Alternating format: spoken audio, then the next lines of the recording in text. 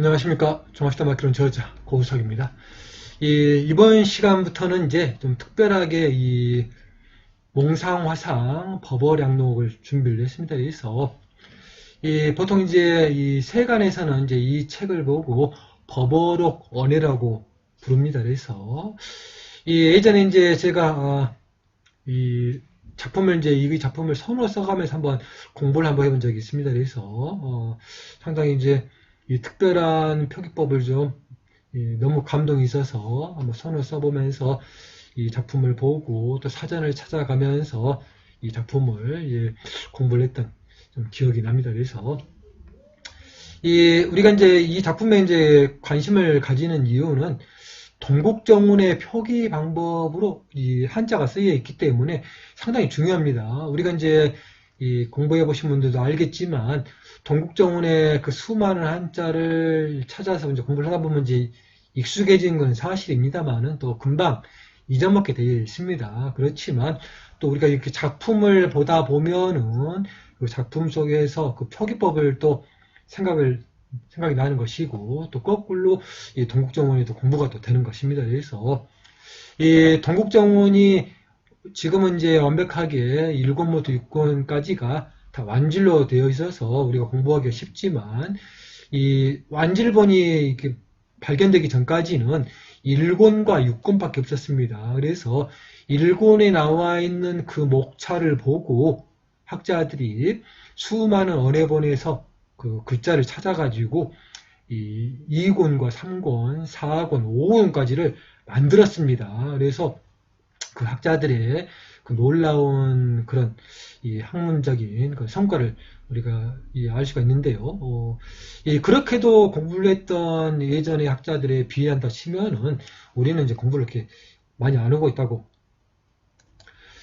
볼 수가 있는 것입니다. 그래서 우리가 이제 이 조선시대 언해본에 주목하는 이유는 이렇게 그 당시에 그 물론 이제 표기법도 있겠지만 거기에 나와 있는 한자도 있고 그 발음에 또 차이가 또 있습니다. 우리가 그 당시의 의문의 세계를 또 공부하는데 도움이 되면서 지금의 이제 한자를 많이 공부를 하지 않다 보니까 그 한자에 대한 그 풀이 방법들이 또 아무래도 우리 조상님들이 좀 우수합니다. 그래서 언해본을 공부하면서 예전에 그 당시에 표기법도 공부하고 또 한자도 공부하면서 여러 가지로 도움이 되는 공부 방법이 이렇게 고전을 직접 공부하는 아주 좋은 방법인데요. 이 문제가 지금은 이제 이 고전을 이제 해석하는 데만 급급하다 보니까 이 고전에 쓰여 있는 그 표기법대로 안 써주고 그냥 번역하는 데 많이 그쳐버립니다. 그래서 이 작품도 이 번역은 되어 있지만 안타까운 게 한자는 이제 똑같이 써줬는데 한자 옆에 써져 있는 동국정운의 표기법들을 써주지 않는 겁니다. 그냥 한자만 써주고 넘어가 버립니다. 그러다 보니까 물론 이제 해석을 해주니까 의미는 이제 통합니다만은 원래의 그 목적인 한자에 쓰여져 있는 동국정원의 정확한 그 표기법까지 우리가 공부를 해야만이 이 작품의 완벽한 그 가치를 알 수가 있는 것입니다. 그래서 그 점을 좀 염려를 해서 아무튼 많은 노력 끝에 이렇게 이제 한자 옆에다가 또 똑같이 동국정원의 표기법을 써주는 걸로 노력을 했고요. 우리가 또 경석자지문에서 했던 것처럼 가급적이면은 여기에 책에 있는 그 또 순서대로 딱 그 칸도 그렇게 맞춰서 최대한 하도록 그렇게 이제 책과 똑같이 하려고 노력을 했습니다. 이제 물론 책이 이제 이 세로로 돼 있죠. 예전 책들은 세로로 표기가 돼 있지만 그거를 가로로 바꾼 거 빼고는 이제 표기법도 똑같이 하고 또 칸도 똑같이 맞춰서 아무튼 이 원전을 보는 그런 기본으로 읽을 수가 있게 아무튼 최대한 노력을 했다는 것을 우리 시청자 여러분들께서 알아주시면 좋겠습니다. 그래서 그 점을 좀 많이 이해를 해주시면 좋겠고요. 자, 이렇게 이제 이 몽산이죠. 몽산 화향 이 법어 양록이라고 되어 있습니다. 그래서 이게 이제 동국정원의 표기법이라 독특한 표기법이고 아래쪽에 이제 이 보호제전자 법어부는 원래 이제 이쪽 보호제전자 위에 옆에 오른쪽에 좀 써줘야 되는데 칸이 좀 부족할 것 같아가지고 그냥 밑에다가 따로 썼습니다. 그 점은 좀 참고해 주시고요. 또 이 궁금하신 분들은 또 원문을 또 직접 책을 보시게 되면은 더욱더 더 이해가 더 빠르시게 됩니다. 그래서 자, 이렇게 이제 동국정원의 표기를 잘 맞춰서 봐주시고요. 특별한 표기. 여기 화가 좀 특별한 표기죠.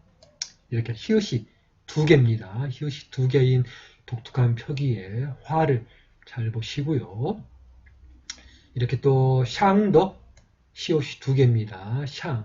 그리고 이렇게 이제 이 점들이 있습니다. 점들을 보면서 우리는 이제 그 점을 가지고 이 평상 거입의 그런 법칙들을 또 우리가 깨달을 수가 있는 겁니다. 그래서 평상은 점이 없습니다. 그리고 이 상성은 점이 이제 두 개가 되겠죠. 그리고 거성은 점이 하나. 그리고 입성이 있습니다. 입성에도 점이 있습니다. 그렇게 이제 보면 되겠고요. 그러면 이제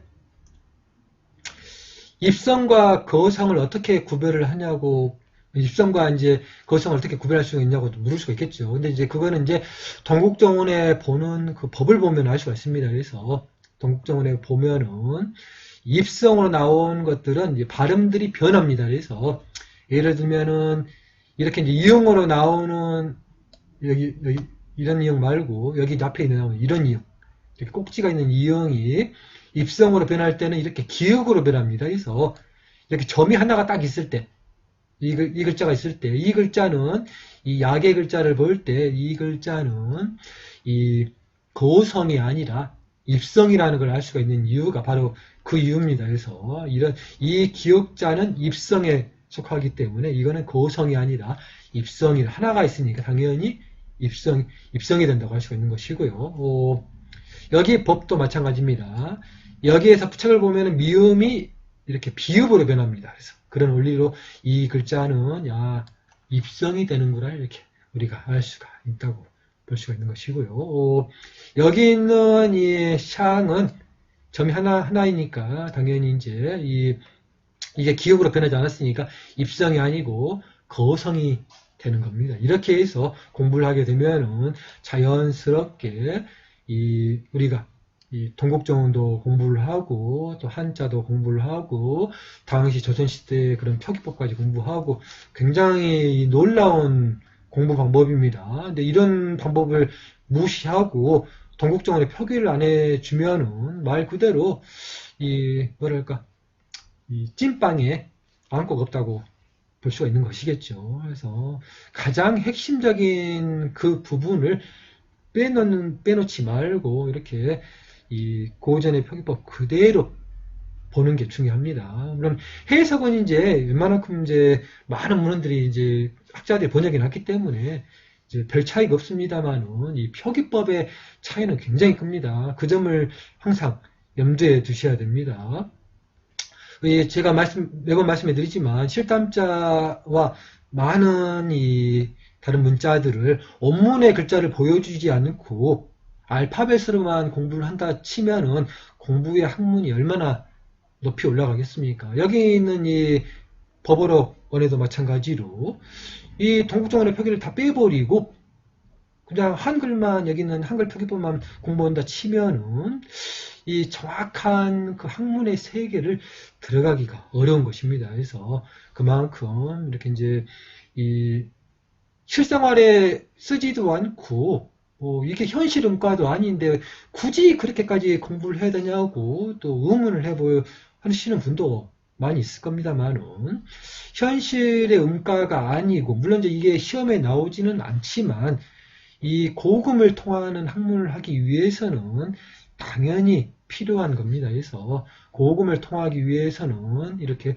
원문 그대로 보는 우리가 그런 실력을 갖춰야 됩니다. 그래서 이렇게 언어본을 보면서 한자를 보는 그 실력을 갖춘 다음에 한자로만 쓰여진 책들도 이렇게 이제 한글 읽듯이 읽어가면서 우리가 해석을 하고 그 의미를 파악해야만이 우리가 고금을 통할 수 있는 그런 실력을 갖추는 겁니다. 그래서 갈 길이 아주 멉니다. 그래서 열심히 해야 됩니다. 그래서 자, 아무튼 잔소리가 좀 많았던 것 같습니다. 예, 이해해 주시고요. 자, 읽어보도록 하겠습니다. 그래서 그 유명하신 해각존자 신미대사를 이렇게 표기를 합니다. 그래서 회각존자 신미 역계라고 되어 있죠. 역계가 아니라 역계로 되어 있는 게 표기입니다. 그래서 자, 지혜 해자를 이렇게 해자를 2개를 써서 이렇게 표기를 했습니다. 회로 표기를 했고요. 상당히 독특한 표기법. 자, 여기서는 이제 거성입니다. 그리고 이 각은 점이 하나 있어도 기억이기 때문에 입성에 속합니다. 그래서 자, 그리고 이 존자, 지금은 자지만 이렇게 야로 발음이 되어 있죠. 그래서 발음의 이제 변화들이, 표기법들이 이제 좀 단순해진다는 것을 우리가 이제 보면서 이제 공부를 하면 알 수가 있는 겁니다. 그래서 잘 봐주시고요. 자, 신미대사 할 때 그 신미를 이렇게 씁니다. 그래서 신미대사, 신미, 역, 여기도 이제 마찬가지로 입성이겠죠. 역, 계로 되어 있습니다. 그래서 점이 2개니까 상성인 것을 우리가 알 수가 있습니다. 그리고 자, 다음으로 이제 이렇게 이 시고 원 샹인으로 되어 있습니다. 그래서 샹신, 샹인 이렇게 발음이 될 것 같습니다. 그래서 이거는 이제 편으로 보면 되겠습니다. 그래서 이 몽상화상 법어량록의 이 편, 1편, 2편, 3편 할 때 그 편으로 보시면 되겠습니다. 그래서 이 시고 원샹인 편으로 보시면 되겠고요. 이렇게 이제 시옷이 2개인 이 표기법, 그리고 또 이형자, 원자가 또 이렇게 이제 꼭지가 있는 이형으로 유의가 되어 있는 게 또 특징입니다. 원자도 좀 잘 봐주시고요. 이 상이 이렇게 샹으로 표기가 되어 있는 거, 그리고 인자가 이렇게 셈으로 표기가 되어 있는 거, 이 굉장히 아름다운 표기법입니다. 그래서 따로 이제 이런 작품을 이제 관심을 가졌으면 저도 좀 더 어린 나이에 이걸 봤겠지만, 이 고등학교 때는 이제 공업고등학교를 다녀서 그런지 이런 이제 고문을 따로 공부를 하지 않았습니다. 그래서 이 대학교 때도 따로 공부를 하지 않고 대학을 졸업한 다음에 나이가 먹어서 이제 이런 옛날 책을 이제 딱 떠들어 보니까 히읗이 2개가 있고 뭐 보지도 못한 표기법이 상당히 많았습니다. 그래서 상당히 이제 감동 있게 글자를 보고 이제 더욱더 매력 있게 공부를 한 게 아닌가 생각이 듭니다. 아마 시청자 여러분들도 그런 학문의 세계에 들어갈 거라 충분히 생각이 들고요. 자, 이렇게 이제 화두를 이렇게 회두로 적어놨습니다. 이렇게 회두로 적어져 있는 게 특징이고요. 자, 회두샹이라고 되어 있죠. 회두샹에, 샹에죠. 샹에. 이 유자가 이제 지금은 있을 유인데 이렇게 우로 되어 있는 게 특징입니다. 그래서 우이, 의심할 의자가 이렇게 써지고요. 불端하면 이렇게 되죠. 이 시명 진은이라고 되어 있습니다. 그래서 한번 연결해서 한번 읽도록 하겠습니다. 그래서 회두샹에 우이부端하면 불端하면 시명 진인이라고 되어 있습니다.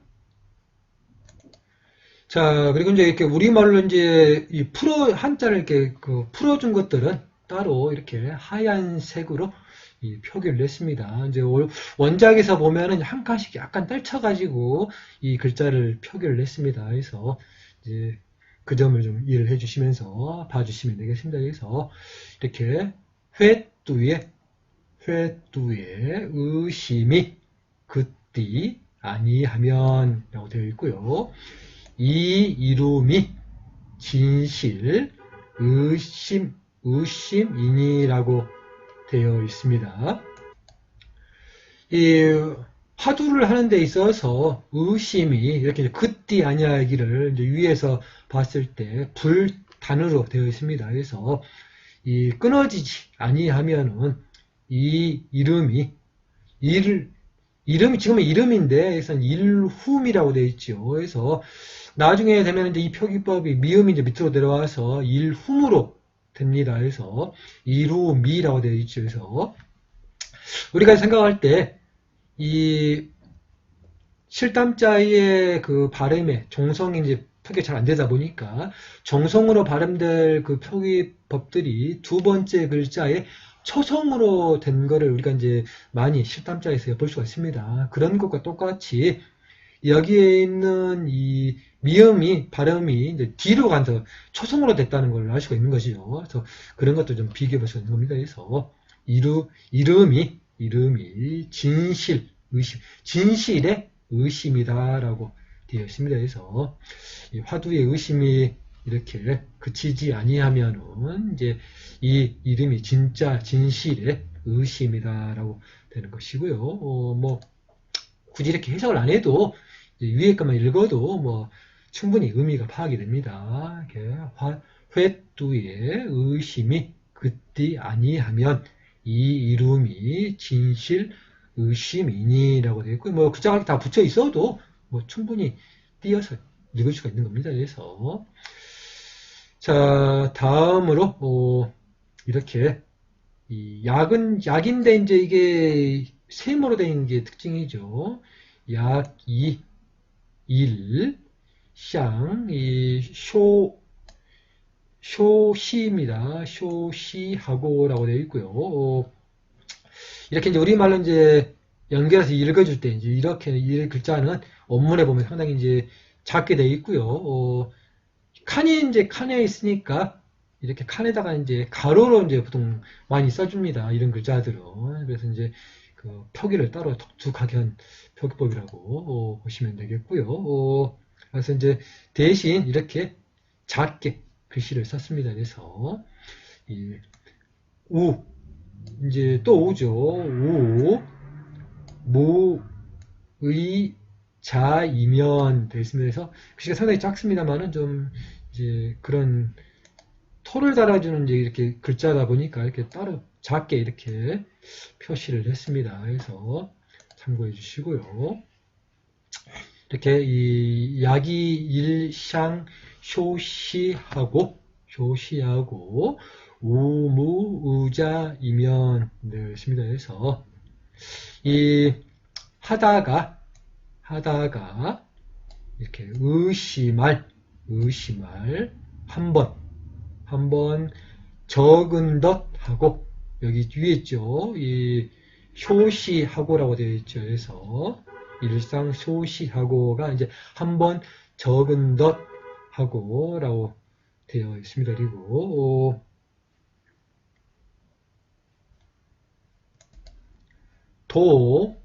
우리가 이제 경석자문에서 배웠죠. 또가 아니라 이렇게 이제 도죠. 발음이 부드럽게 이 의심을 아니하면이라고 되어 있습니다. 그래서 여기 위에 있는 이 또가 이제 도가 되겠고요. 이 무의자이면 되어 있죠. 그래서 의심을 아니하면을 의심이 없는 것을 보고 이렇게 이제 무의자이면 되어 있습니다. 그래서 하다가 의심을 한번 적은 덧 하고 한번 적게 한번 의심을 잠깐 한다는 뜻이겠죠. 그래서 의심을 한번 적은 덧 하고 이 의심을 아니하면 되어 있습니다. 그래서 하다가 의심을 한번 적은 덧 하고 의심을 아니하면이라고 되어 있습니다. 그래서 자 오늘은 여기까지 준비를 했습니다. 시청해 주셔서 감사합니다. 다음 시간에 또 뵙도록 하겠습니다.